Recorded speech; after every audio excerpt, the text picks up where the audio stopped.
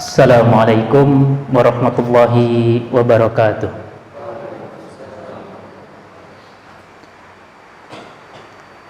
Alhamdulillahilladzi anzala rasulahu bil huda wa dinil haq liyudhhirahu 'alad dini kullihi wa kafa billahi shahida. Wa asyhadu an la ilaha illallah wahdahu la syarika lah wa asyhadu anna Muhammadan abduhu wa rasuluhu la nabiyya ba'd. Syukur alhamdulillah atas semua nikmat yang telah Allah berikan, nikmat iman, nikmat Islam, nikmat sehat, nikmat waktu luang, dan semua nikmat yang kita peroleh saat ini. Yang harus kita yakini bahwa semua nikmat ini berasal dari Allah Subhanahu wa taala. Bahwa semua nikmat ini telah ditetapkan. Rezeki juga sudah ditetapkan. Rezeki sudah ditakar, takkan pernah tertukar. Ya. Rezeki siapapun itu dari antum semua yang ada di sini itu sudah ditakar oleh Allah Subhanahu wa taala dan takkan pernah tertukar. Ya. Rezekinya Fawaz itu tidak akan pernah tertukar dengan rezekinya Pak Marsono. Ya. Soalnya apa? Kalau rezekinya Pak Marsono sama dengan Fawaz, niscaya Pak Marsono akan merasa sedih, ya, dan merasa hilang rasa syukurnya kepada Allah Subhanahu wa taala, karena juga tanggung jawabnya yang lebih besar dan lebih banyak. Karenanya kita sudah meyakini bahwa rezeki itu sudah ditakar dan tak akan pernah tertukar. Sudah ditakar dan tak akan pernah tertukar. Iya, di kesempatan yang berbahagia saat ini kembali di hari yang mulia ini, masih di bulan Safar. Mudah-mudahan Allah mudahkan langkah kita, ya. Dan tak lupa Allah berikan kekuatan kita untuk mewujudkan mimpi-mimpi kita. Jangan sampai antum yang ada saat ini, yang sekarang berada di Al-Madinah, kehilangan mimpinya, kehilangan harapannya, kehilangan masa depannya. Dan yakinlah masa depan itu ada di tangan kita, tinggal kita mau tidak mewujudkan mimpi-mimpi kita ya. Kalau sebagai sebuah contoh, ya, ada burung sedang bertengger di atas atap rumah. Burungnya ada 5. Burungnya ada 5, lalu ada 2 burung memutuskan untuk terbang ke Kaliurang. Ya. Berapa kira-kira sisa burung yang ada? Sisa berapa? Hah? Burungnya ada 5 di depan atap masjid ini, ya. Burungnya ada 5. Burung yang kecil itu yang biasa sering kita ini. Terus yang 2 memutuskan mau terbang ke Kaliurang, ya. Sisa berapa burung yang ada? Hah? Jihad berapa? 3. Hah? Ada jawaban yang lain? Abdillah? Hah? Sisa berapa? 0. Ya. Sisa berapa? Ya. Ini kisahnya kasuistis dan bukan matematis. Ya. Kalau ada burungnya 5, yang 2 memutuskan terbang, ya. Tapi perhatikan kata-katanya ya. Jangan hitungan matematikanya. Kalau hitungan matematika 5 kurang 2 sisa 3. Tapi yang ini burung yang dua ini baru memutuskan. Ya. Selama burungnya belum bergerak, ya.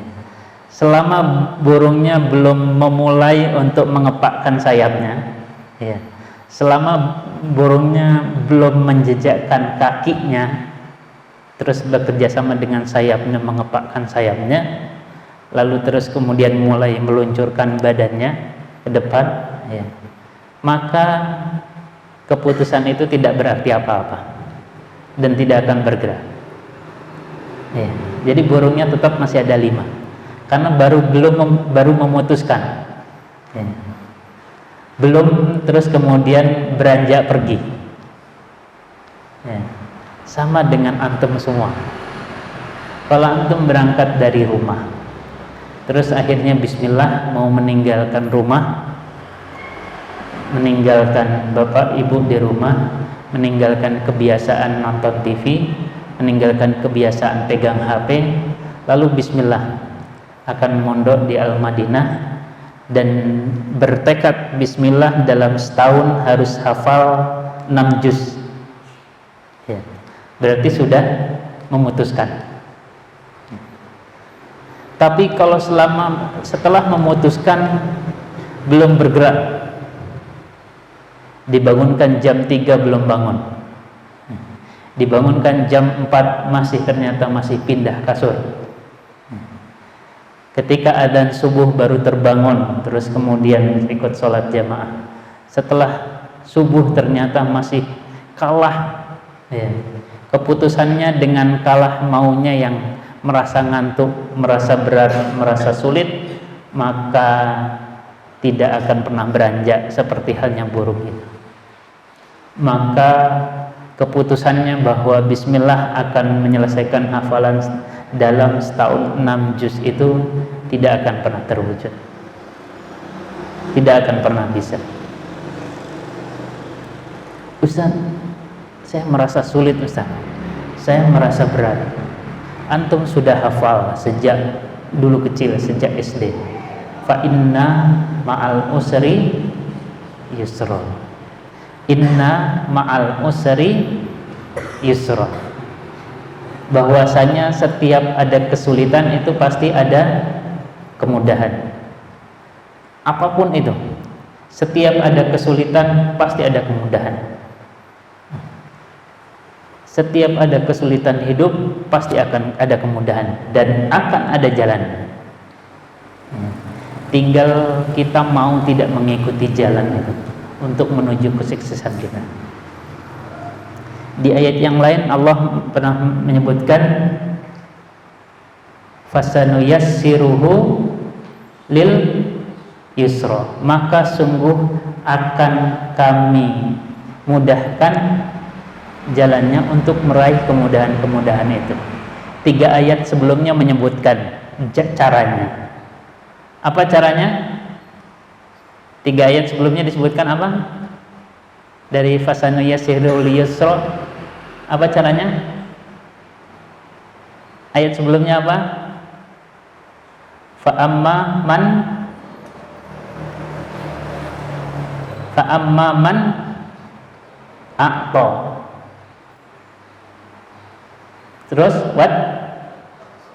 wattaqa. Terus wasaddaqa bil husna.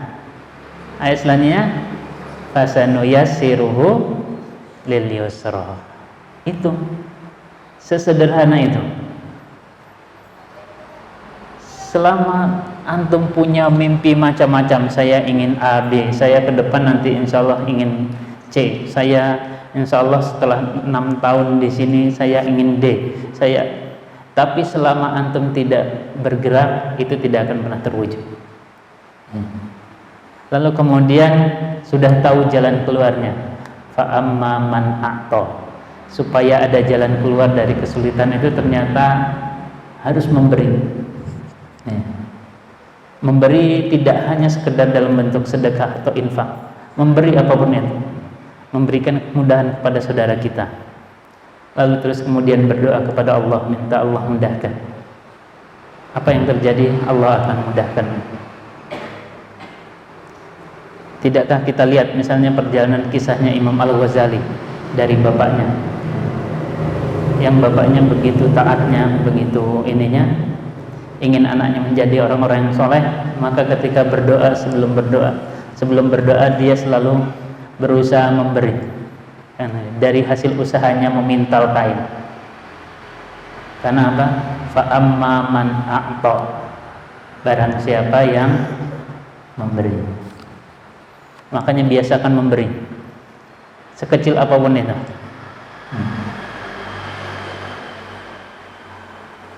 Wattaqa, dan juga meningkatkan ketaatan dan ketakwaan kita pada Allah. Wasaddaqa bil husna, dan membenarkan dengan hari akhir. Apa jawaban Allah? Fasanuyassiruhu lil yusra, Allah akan berikan jalan kemudahan. Ya, sehingga banyak-banyaklah memberi. Kalau setelah memberi, berdoa pada Allah. Banyak-banyaklah memberi. Ada teman yang ternyata sabun cucinya habis, beri walaupun hanya 1 takaran.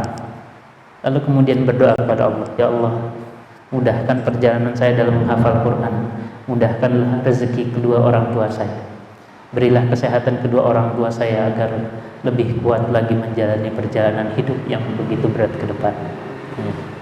Dan antum juga akan menghadapi perjalanan hidup yang akan lebih berat nanti ke depan, ketika antum tidak punya keimanan, ketika antum tidak punya keyakinan kepada Allah Subhanahu wa taala. Saat ini antum yang kelas 9, ya.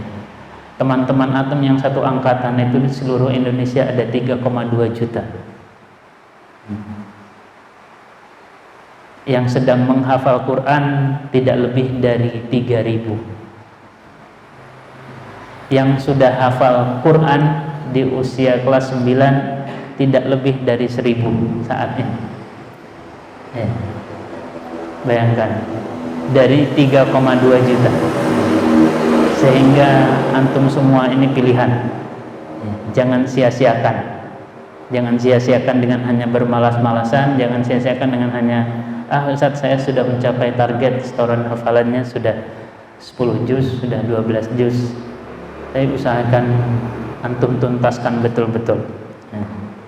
Dengan mungkinnya juga. Ya. Ini sedikit yang dapat Ustaz sampaikan di kesempatan Senin hari ini. Akhiru da'wana alhamdulillah wassalatu wassalamu ala man la nabiyya ba'dah. Wassalamualaikum warahmatullahi wabarakatuh.